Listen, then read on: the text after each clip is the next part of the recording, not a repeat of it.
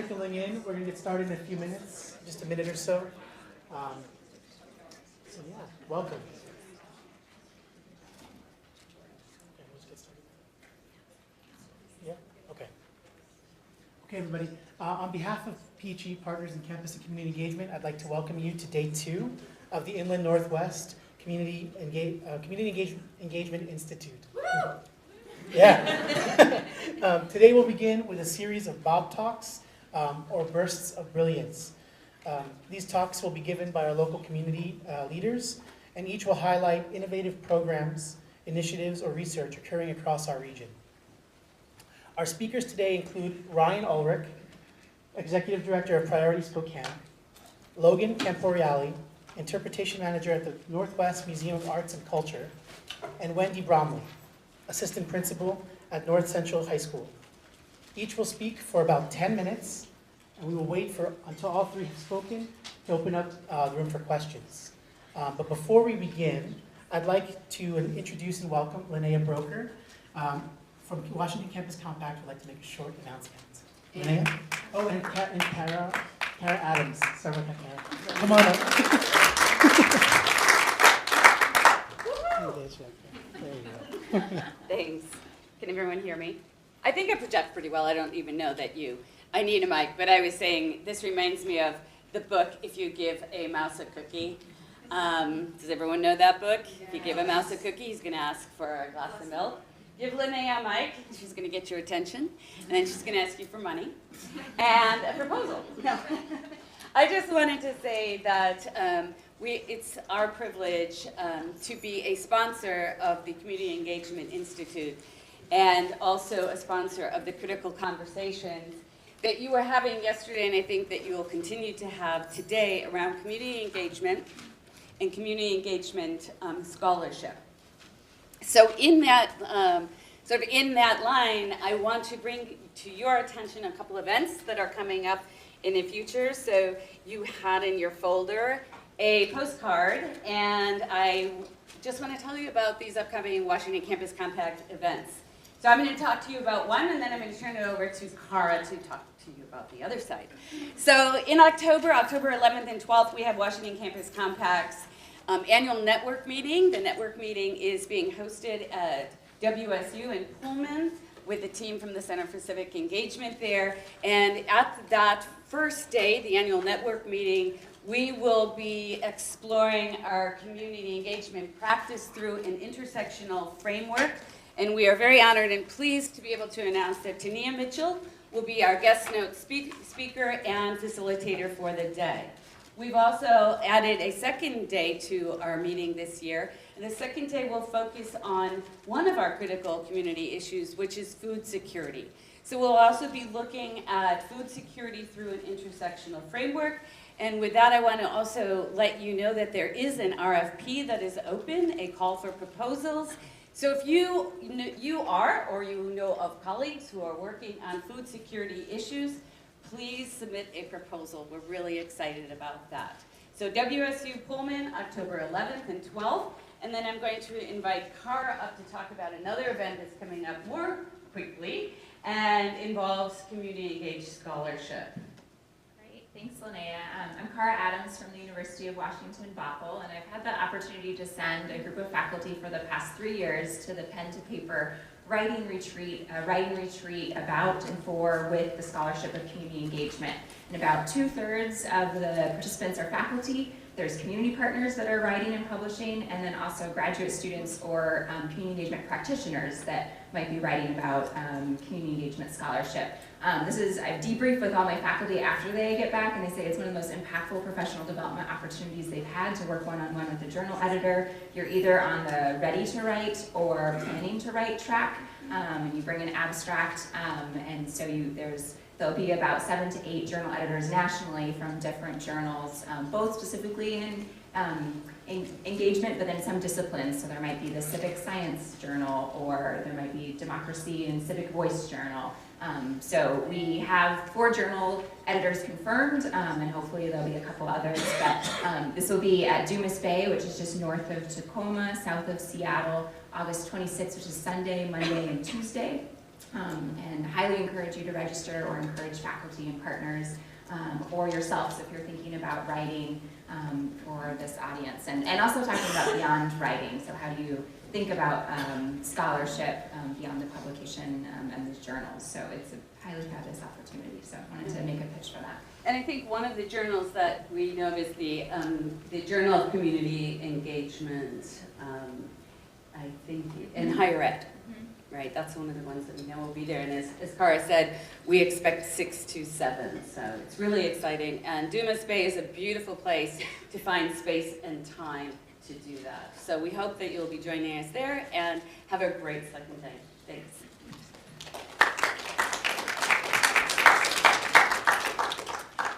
Thank you, Linnea and Cara, for sharing that opportunity with us.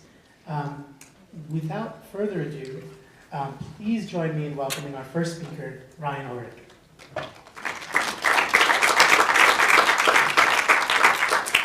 Thank you. I'm excited to be here. I used to attend Gonzaga University, and I remember taking classes in this very same auditorium. I had a great napping spot all the way in the back. Just kidding. But I am here to talk about change. Is change possible? And I'm here to say yes, yes it is. Now a number I want to share with you this morning is 26. 26. 26 was the number of individuals that I passed sleeping on our streets here in Spokane on my drive over this morning. And it was a short drive. 26 individuals facing homelessness in Spokane. And that number worries me. And I'll share a little bit more about why it worries me at the end of my presentation. But is change possible?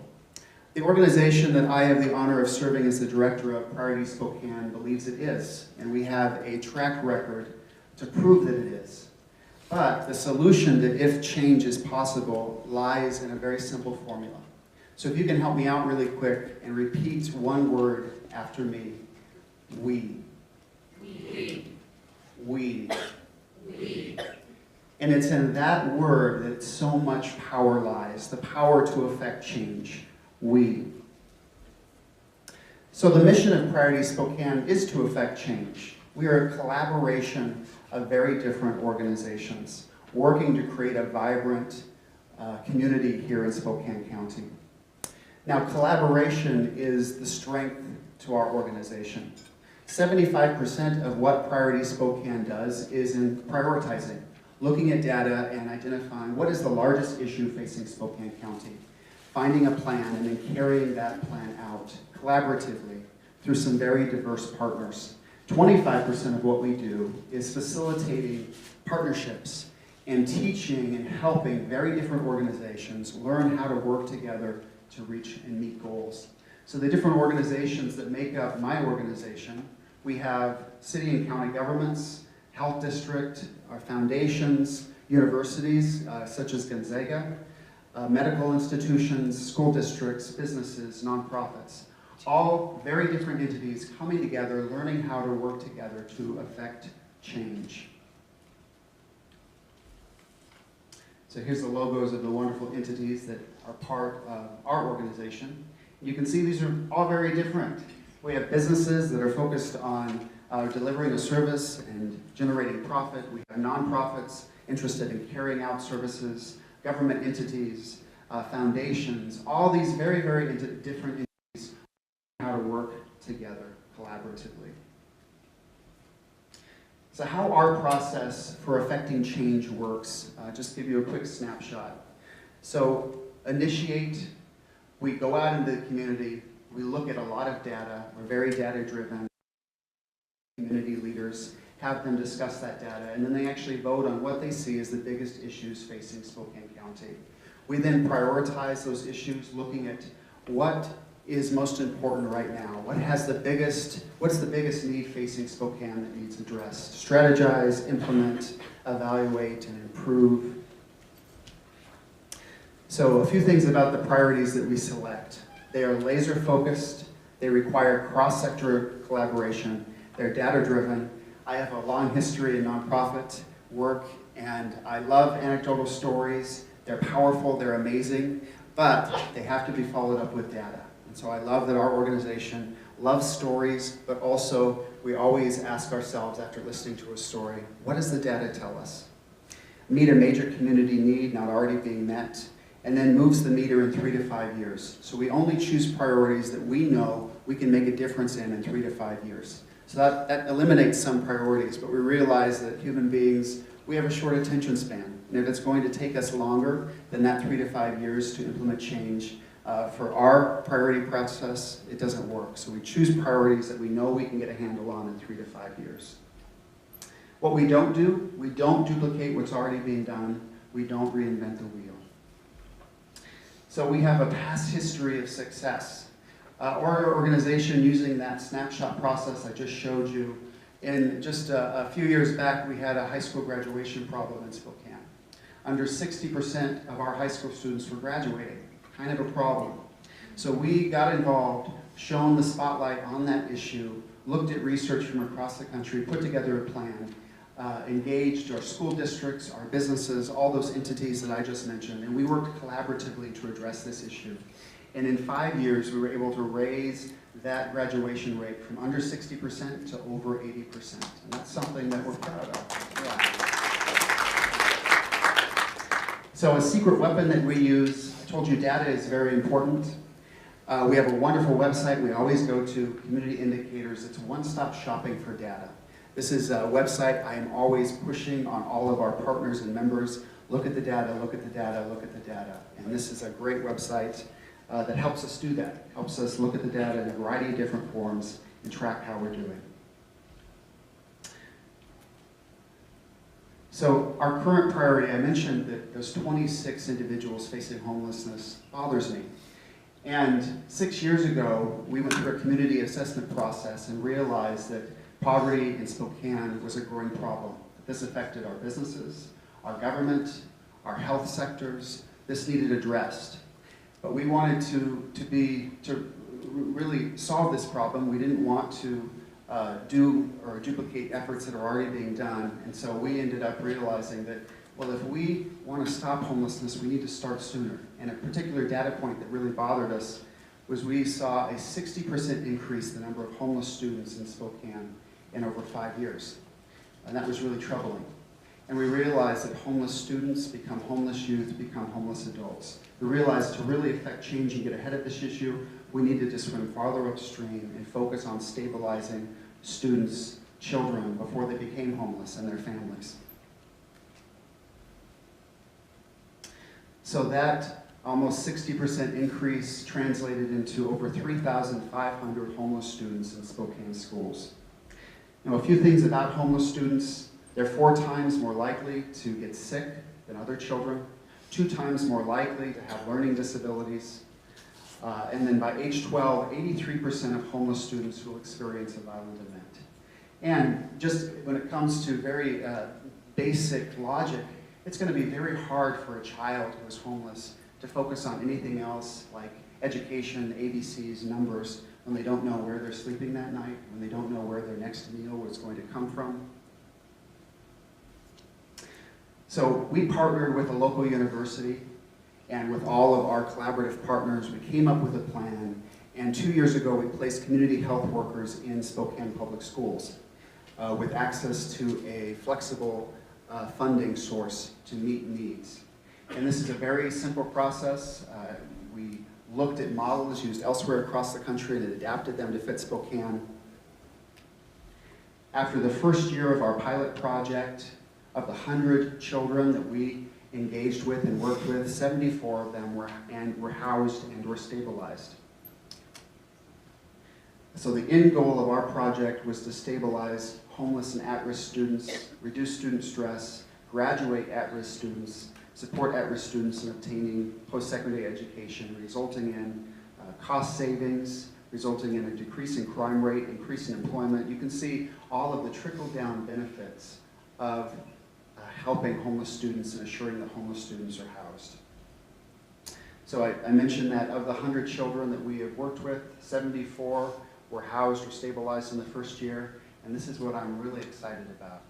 After we've shown a spotlight on this issue over the last 2 years, just a month ago, we got some great data from OSPI. And that data shows that after 2 years, we have seen a 25% decrease in student homelessness in Spokane public schools. Now, that's when every other school district in Washington State, to my knowledge, has seen an increase. So we still have work to do, but a 25% decrease is something that we're really proud of, and I think goes to show that we're moving in the right direction. So, is change possible? It is. It is when we celebrate and embody that power of we over me. When we realize that if we come together, despite how different we are and how different our organizations are, and focus on the same goals and align our efforts and share resources, we can affect change. We can assure that we're building healthy, happy communities that we're all proud to live in. Thank you.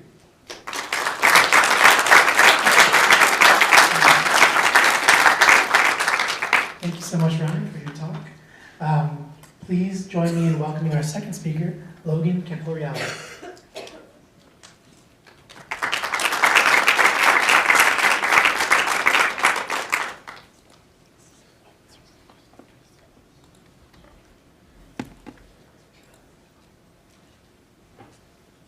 Good morning, everyone.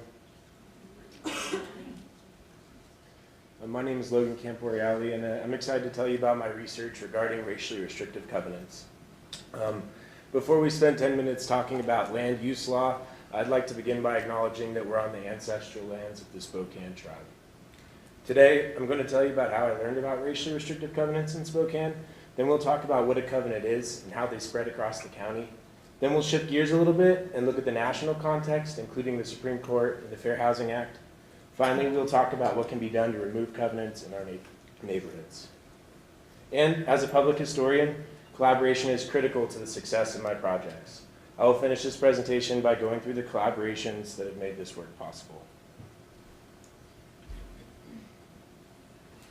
During my master's degree program at Eastern Washington University, I had a 2-year graduate assistantship at the Washington State Archives, Digital Archives, and Eastern Region Branch. While I was working there, one of my responsibilities was to fulfill reference requests for researchers seeking to access the collections that we held. One day we received a call from a researcher who was interested in putting in a new fence in front of her house. She just recently moved into a new home, and her neighbors had told her that she was not allowed to put a new fence in that she wanted, due to a restrictive covenant that prevented it. We located the restrictive covenant for the researcher's property, and there were no clauses relating to a fence. She was good. However, we discovered something shocking. A clause that prevented people of color from living in the researcher's neighborhood.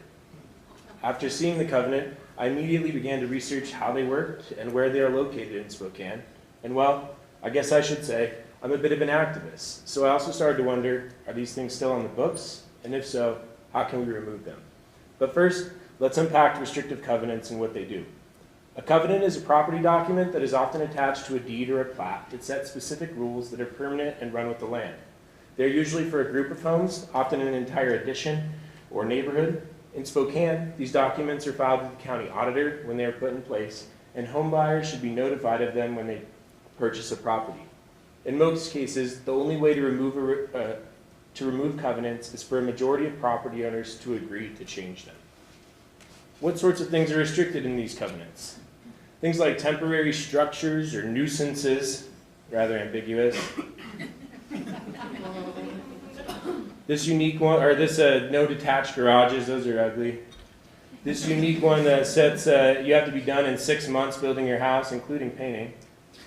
This one sets a minimum size for the ground floor for homes. We only want big homes in our neighborhood. And then the racially restrictive one that I showed you before.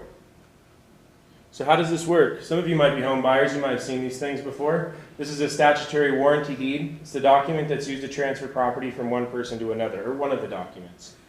You can see on this one the legal location, Lot 6, Block 1, High Drive, First Edition. And at the bottom there, it says subject to all covenants, conditions, or restrictions. So you might say, well, what covenants is this subject to? You can see this covenant here. This is the text from it. It says High Drive, First Edition. That edition we were just looking at that deed from. And this clause is within this covenant. So if you live in High Drive First Edition, you have these covenants in your property. I've discovered over 3 dozen of these racially restricted, 3 dozen editions with racially restrictive covenants in Spokane County. You can see they're all over town, but concentrated in northwest Spokane, the Audubon neighborhood, and on the South Hill, especially south of 29th. But they're also sprinkled out far in the valley, near Millwood, some south in Dishman. They're really all over town. The locations of these editions is not an accident. They line up very well with redlining maps. Some of you may have heard of these before. They were created by the Homeowners Loan Corporation, a New Deal agency, and they created color-coded maps that identified levels of risk and creditworthiness in neighborhoods. Realtors, developers, and other citizens use these maps to maintain racial segregation in the communities. You can see these maps. The yellow and red areas are the undesirable areas. The green and blue areas are more desirable. And if you remember back to my previous slide, you can see that they line up pretty well with these racially restrictive covenants, especially down south here, south of 29th in the Comstock area, and up here in the Audubon area as well. The mechanisms for ensuring segregation were effective in Spokane. This map from 1960 shows the distribution of the black community of Spokane. On this map, each dot represents 10 black persons. You can see that the black community was concentrated in just a few areas of town. Pretty well defined. Who's responsible for these? Well, a variety of people. Eagle Investment Company, the Oelrich family, the Lindsay family, or maybe the Martin family. Mostly a bunch of names I don't recognize. But then there's some names I do recognize. Maybe some of you recognize this name, or this face. This is the Coles family. They published a Spokesman Review. And William Coles II, his name is on at least 5 racially restrictive covenants in Spokane. This name or face might not jump out at you, but Wayne Guthrie was an influential local politician and land developer in Spokane. He was a city councilman and ran for mayor 3 times, losing in all 3, albeit. In his last run, he lost to Spokane's first and only black mayor, Jim Chase. This must have been particularly frustrating for him, considering he was responsible for at least 4 racially restrictive covenants in Spokane. He retired from politics after that loss. Let's step back a little bit and look at the national context. Some of you might be asking, why are these things legal? How is this even possible? Well, prior to 1917, ordinances were set at the city or municipal level. Basically, cities could allow segregation to happen, mostly under the guise of keeping the peace. In 1917, in Buchanan versus Worley, the Supreme Court said that is not allowed. The court was actually ahead of its time in this ruling in defense of the 14th Amendment. In the wake of this decision, segregationists sought to find another means to maintain segregated cities. They circumvented the Buchanan decision by using private contracts or restrictive covenants to maintain segregation. Covenants had been around for a long time, but now they became really applicable. In 1926, the Supreme Court affirmed the legality of restrictive covenants in Corrigan v. Buckley. And finally, in 1948, there was a Supreme Court shift, and the court ruled that racially restrictive covenants were unenforceable since the Constitution does not give any individual a right to demand action by a state. This ruling, although symbolic, did not provide that means to stop racially restrictive covenants. In fact, 9 of the racially restrictive covenants in Spokane were put in place after the Shelley v. Kramer decision. It was not until the Fair Housing Act of 1968, passed soon after Martin Luther King Jr. was assassinated. This allowed third-party standing individuals to pursue claims against illegal enforcement of already unenforceable racially restrictive covenants, even if they were not personally discriminated against. So this was really a changing moment. Now we're going to change gears a little bit. As I mentioned, on top of my passion for local history, I'm also a bit of an activist. And as soon as I understood these covenants and how they work, I changed my focus to how can we remove them. I knew I wouldn't be able to do this on my own, so I did what public historians do. I started seeking out collaborators. I met with city council. They told me there was nothing that they could do for me. Then my reporter connected me with Sean Vestal. He liked the story, and ultimately it ended up on the front page of the Spokesman Review in December of 2016. Not everyone was happy. These are Facebook comments from the Spokesman's website. I'm short on time, so I won't leave them up very long. They're pretty dejecting if you're a college student trying to do public history. But despite the Facebook trolls and keyboard warriors, the article gained a lot of visibility for the project and made people aware of the problem. Sorry, I tried to give you as long as I could there. Rick Eichstadt from the Center of Justice became interested in the project, and he assigned a law student intern, Bethany Mikolas, to the project. She researched the legal process to remove the covenants and started searching for a trial case. We needed somebody that had them, that wanted them removed. Bethany discovered some Washington state laws that made it possible, basically one that voided them in '69, and another one that sort of made it possible to remove them that was passed in '87. Basically required a $20 fee, and you have to file a court case, and it has to be done individually. One person, one home, one property document at a time. Unfortunately, just as we were getting going and searching for our first trial case to remove the covenants, Bethany graduated from law school right here, from Gonzaga. She moved back home, and the project sort of went to sleep. Then last fall, this gentleman, Mark Robinson, invited me to Whitworth to speak to students about racially restrictive covenants, and this again provided some more visibility and generated a handful more potential trial cases. And then finally, earlier this year, a gentleman named Alex May contacted me about removing his covenants after learning his property may have them. I confirmed that Alex's property did have racially restrictive covenants, and I introduced him to Rick Eichstadt, who's formerly of the Center for Justice and now the Gonzaga Environmental Law and Land Use Clinic. And he assigned an intern, Brian Delacy, to work on the project. And now we have a case in front of the Spokane County Superior Court, Alex May versus City of Spokane. I'm not sure he ever thought he'd be in this situation, or Alex, but we're suing the city, and hopefully they will remove these covenants. We're going to see what happens. Just a couple more really quick. And, a couple weeks ago, I met Noelle Frame. She's a state legislator from the West Side, and the state legislature just passed a bill this year that'll go into effect in a few weeks that'll make it even easier for us to do this, maybe make it cheaper, and maybe allow for some more collective action. And last week, I got to talk to a neighborhood council for the first time to speak directly to them. They have 8 racially restrictive covenants in their neighborhood, and to see if there was some way we could get collective action to happen that way. I just talked to them last week, so I'm not sure what will happen, but I'm giving it a go. What happens next? It's totally unclear to me. We'll have to see what the court decides to do. But it seems like the momentum is on our side right now. What I do know is this project will continue to be a collaborative effort. Thank you for your time.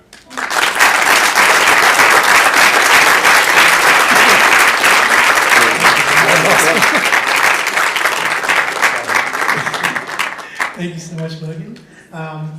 And finally, without further, last but certainly not least, Wendy Bromley.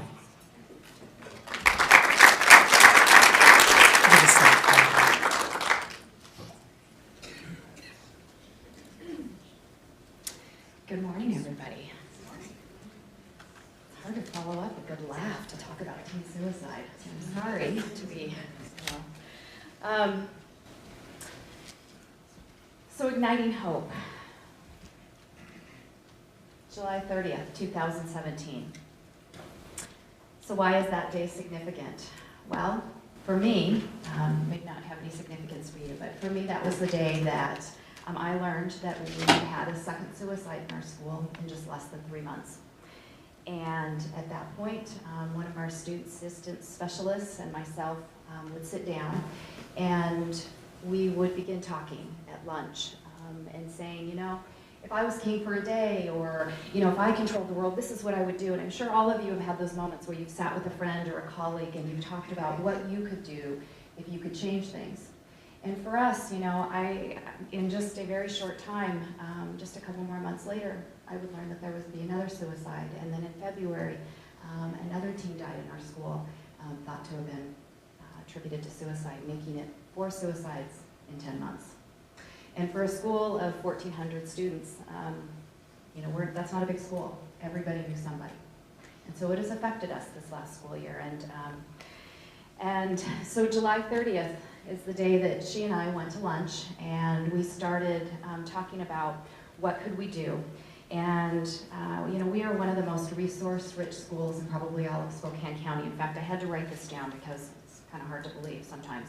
We have 6 school counselors, 2 school liaisons, 2 mental health therapists, a homeless liaison, a student assistance specialist, an intervention specialist, several interns, and AmeriCorps volunteers that are all working together to ensure that every student at our school, whether they need academic intervention, a mental health intervention, a social, emotional intervention, we are able and there to provide. We are experts there to provide them those interventions, and yet, why were they not turning to us? And so we began to talk about the stresses that our kids are having, and we see, kids turning to drugs and alcohol. They're increasing their isolation. We see the increases in mental health here in just not only our own county, but across our country. And so we said, what is it, though, that is driving a human being to the point that they have lost all hope that they would kill themselves? And that's really what we decided was, we settled on that day. We're not experts in teen suicide, but what we decided was that people who kill themselves have lost all hope. And so how can we then ignite that hope in our students? How could we start turning that tide? And so it was that day that we began to outline some things. And then September 13th happens. And school's just started. We haven't even begun to start the school year. And I'm sitting in an admin meeting at the Libby Center, and my principal stands up and he gives me that look. And I've seen it before. And he says, get your stuff, we gotta go out to the hall. And he tells me that a student that I've worked with personally for the last 3 years, extensively with this student and his family, committed suicide overnight. And I didn't know what to say. I literally was frozen in time because we didn't have an opportunity at that point to even begin the work that we knew that was ahead of us. School had just started. And so at that point, we said, okay, what's next? What are we gonna do? So we gathered our staff, and when I say staff, we gathered everybody in our building that was willing to work on this, and it was amazing. We had cafeteria workers, we had paraprofessionals, we had secretaries, we had a ton of people come together, and we started doing a needs assessment and saying, what are the holes in our building as the adults here, right? Remember, we've got a lot of experts in our building, but as the other adults, what are we missing? And so one of the things that our student assistant specialist, who actually worked at Gonzaga University previously, Jill Royston, she uses the 7 elements of wellness, which is adapted from the University of California, Riverside. And we started identifying those needs that were social, emotional, spiritual, on down. And then our staff said, okay, this is something that's going to, this is an area that I'm really passionate about, and that's an area I'm going to focus on. So, for example, it was something very, we had some really simple ideas. For example, one of the ideas was, hey, let's add an inspirational quote to our daily announcements every day. Let's just give a little bit of hope every day.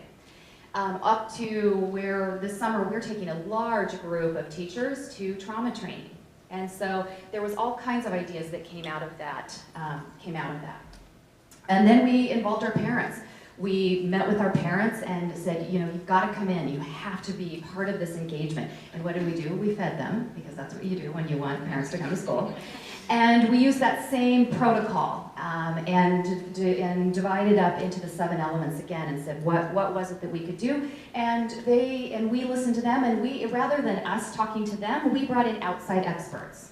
We wanted outside experts, not just the school, to come in. So we had somebody come in on social media on how to talk to teens. And so this work continues.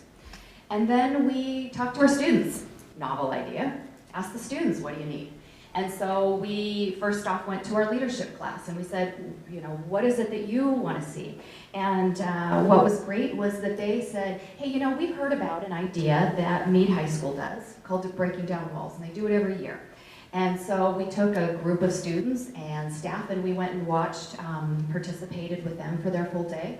And afterwards we were debriefing and they said, this is just amazing, this is how I love kids. They said, that's great. That was an incredible day for the 200 that signed up. What about the kid that doesn't come to school? What about the kid that is disenfranchised? We want every one of our kids to have an intervention, to feel like They are part of our school community, our family. If you see our logos around our school, it's not about community anymore. We talk about family, and we talk about our one tribe. And so they said, no, we're going to do something that involves all students. And so the next thing we did was we went to all of our students. We did a big survey, and we did that same needs assessment, and we said, what do you need? But in that process, we also said, give us one name of an individual that you're friends with here at school, and one name of an adult that you would turn to in times of crisis. And we took those top names, and we took them on a retreat. And you can see here's a group of them. This is our first, for some of you, most of you probably aren't old enough to remember Natural Helpers, but we modeled it after the Natural Helpers program that used to exist. And we taught them mental health first aid, and so that I get it exactly right. It's learning the signs and symptoms of basic mental health, how to get somebody help, and then we added the piece also self-care. Because if we are going to send students out there to also engage our students, we need to make sure they're mentally healthy and they know how to seek help themselves. So we went to Whitworth, we partnered with the Durnside, and it was fabulous. We had RISE students there that from Whitworth that participated with us, and we worked on this. So then we spent, mind you, we started this work late. This is our first year, so it's gonna, things will shift for next year. But then we ended up just a month ago, 2 months ago now, having our One Tribe Day, and this is what our kids called it. If you don't know, we're the North Central Indians, and so One Tribe Day was a day that we dedicated to what our students called building community. That was their thought. They said, you know what, it isn't about the adults in the building. You guys know, you guys are here for us. And if you look at surveys of our building, they do, that kind of plays out. They feel really supported. But what they said is, we don't know how to connect with each other anymore. We need to learn how to be able to help and respond to each other. And I'm not talking about teen suicide as a bullying issue. That's an excuse that we can easily use for adults to say that becomes a teen problem, okay? Let me say that again. It is not a teen problem to just say simply, quit and just be nicer to one another. Okay, that's an easy thing to say. So I'm not an expert why teen suicide is happening, but I can tell you in Spokane County, the research is showing it's not due to bullying, okay? We investigate clearly every one of these cases in our schools. And I personally know the families that, many of these families that I've worked with, and it's not due to bullying. There's a lot of other circumstances. And so we worked our Natural Helpers kids and our Whitworth kids on RISE, and we put this One Tribe Day together. And here's just a few pictures. What One Tribe was, we took a whole day off school. For those of you here at Gonzaga, you all know Rory Turnia, right? Right there in the front. If you're not familiar, he's former Gonzaga basketball player, an NBA player, and he came and he was our keynote speaker, and he was perfect for the day because he came and he talked about making connections with other human beings. He wasn't some great, this inspirational speaker that comes and does this, just professional circuit. He came because he was looking to partner with the school. If you don't know, he is now a nomad. He doesn't have a place to live. He's literally touring the world. And he said, but I want to partner with the school, and he's partnering with North Central, and he came and he told the story of just about, how difficult his life was, but the things that he overcame and made connections with our kids and continues to want to come back and work with us. And then we broke into all kinds of team building activities all throughout the day, and then by the end of the day, we did a cross the line activity because they built upon making those connections with each other. And for those of you who have ever participated in a cross the line activity, you start, everybody starts on one side, and then it starts out simple. I like chocolate ice cream, and then you move to the other side. If you like chocolate ice cream, if you don't, you like only vanilla ice cream, you stay on this side. And it builds all the way up, and the culminating statement was, at some point in my life, I have felt like dying. And adults all participated, college students participated, community members participated. And it was really powerful to see the numbers of kids and adults that crossed the line and then hugging each other and linking arms and learning in that moment that, that is a feeling that it's a human experience at some point in time in your life for a lot of people that they feel that need, that want. That was really powerful. And then we talked about tools and supports and things. And so, this work is going to continue for us. Our, this is we're 1 year in, right? 1 year in. We don't know if we have the answer to teen suicide, but what we do know, and this is our approach, North Central's approach, is that we can't do nothing any longer. You can't just be, you can't just say, wait for the next suicide and say, gather your staff and then you go on. I talked to another school on the coast. A friend of mine works on the coast, and they've had 5 suicides in 2 years, and they're doing nothing. Nothing. And he said, I don't know if you've got the right answer, but at least you're doing something, right? And the something for us was really important because it involved all of the stakeholders, but most importantly, we talked to our teens, and they helped develop what this is going to look like.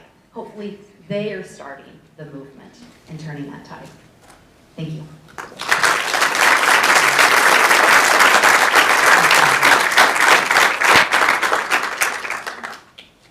Well, thank you all for sharing these powerful and inspirational stories. I'd like to invite all 3 speakers up, Ryan, Logan, and Wendy, to answer a few questions. We have about 5 minutes, or 3 minutes, to ask some questions. So, are there any questions in the audience who wants to ask our speakers?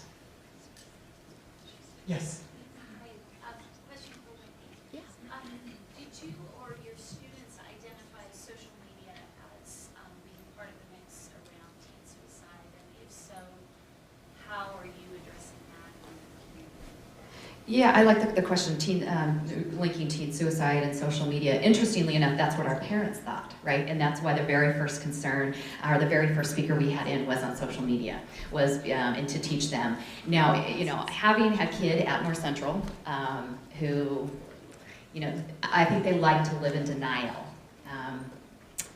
When talking with teens, they don't believe. They will tell you that they don't believe that it is part of it. But this is a generation now that has always lived with smartphones. They don't know when it's not. So I don't know if they can see, the forest through the trees yet. Yeah. Yes. Logan, how do I find out if my house has one of those? I just moved here in August. I've never been here a year. We bought a house. None of this conversation happened. I was trying really hard on your map to figure out where I got it. I'm horrified. So they could be listed in your property documents when you sold your house. Like, a realtor should disclose this information to you because you can't build a detached garage if you live in one of these neighborhoods, and that's a problem if you want a detached garage. So you should get this information disclosed when you buy your house. But it's buried in the pile of papers that you get, I guess. I've never bought a house, but I guess you get a pile of papers. So it's buried in there. But if you want to know personally, you can email me. I have a blog. It's just thelocalhistory.com, and you can find my information on there, and you can leave a comment or find my email. It should be pretty easy. And just send me an email, and I'd be happy to look up, just send me your address, and I'll figure out if you have one or not. So. And that offer stands for anybody in here. If you live in Spokane County, I'm happy to do that for you. It's the least I can do. We have time for one more question. Thank you. I really would like to know in what extent can we, as a community, really reinforce to each other how important it is to see the common denominator in regards of disparity, not only in regards of income, but the fact that in every one of these topics that you guys presented today, there are issues of race, color, and our community for a long time being unaware of that situation. I worked at North Central for 15 years of my life, and I don't remember ever belonging, ever. And my students built a community around me. There were students of color that I still see. And it breaks my heart because we talk about suicide all the time. And as we gather here today and you have our attention, I want to thank you from the bottom of my heart for what you are doing in a school where kids of color, or that they feel that they are different because they do not belong to the same social status, or they have other cultural background, feel that they are disenfranchised. Thank you for what you are doing, and thank you all of you for seeing that the advocacy that you are doing is making a difference. Thank you.